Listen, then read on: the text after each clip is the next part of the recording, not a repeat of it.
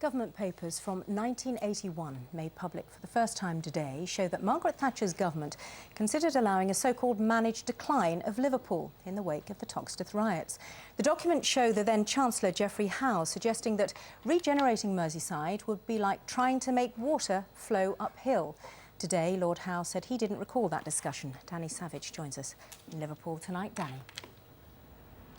Well, Sian, back in 1981, Margaret Thatcher was the Prime Minister, and over the 30 years since, the skyline of Liverpool has changed a lot, particularly here in the city centre, where there's been a lot of development. But according to government documents released today, some of that development may never have taken place. July 1981, 8 days of rioting saw more than 70 buildings demolished or burnt down in Liverpool as tensions boiled over between the black community and the police.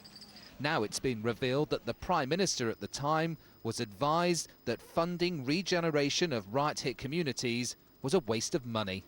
Blocks off the road, and we're having a confrontation with the police. About 150 youth. It's a revelation which is of little surprise to many who live in the area and remember the trouble.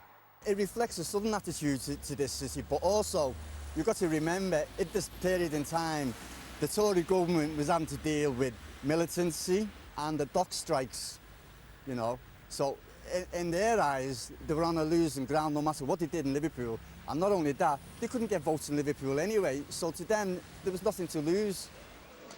Government papers just released say the then Chancellor, Sir Geoffrey Howe, said, "I cannot help feeling that the option of managed decline is one which we should not forget altogether. We must not expend all our limited resources in trying to make water flow uphill."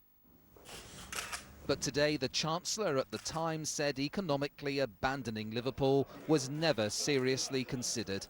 I wasn't in any sense advocating managed decline. The whole of that is founded on some misunderstanding of a short letter with specific objectives.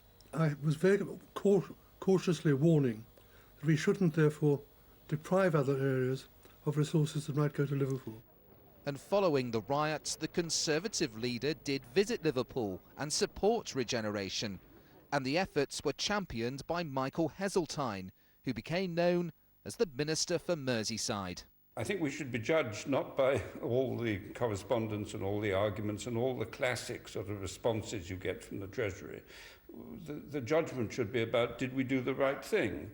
And I haven't the slightest doubt we did do the right thing, and we learnt a lot of lessons. And modern-day Liverpool has received substantial investment, especially in the city centre. But what today's cabinet documents do reveal is that financially abandoning a British city over a period of time was discussed at the highest level. Now, of course, there are probably plenty of things discussed at cabinet level that don't come to fruition, but the idea of not investing in a city like Liverpool after the riots has certainly struck a nerve here. Sian. Danny, thanks very much. Danny Savage in Liverpool. The Pacific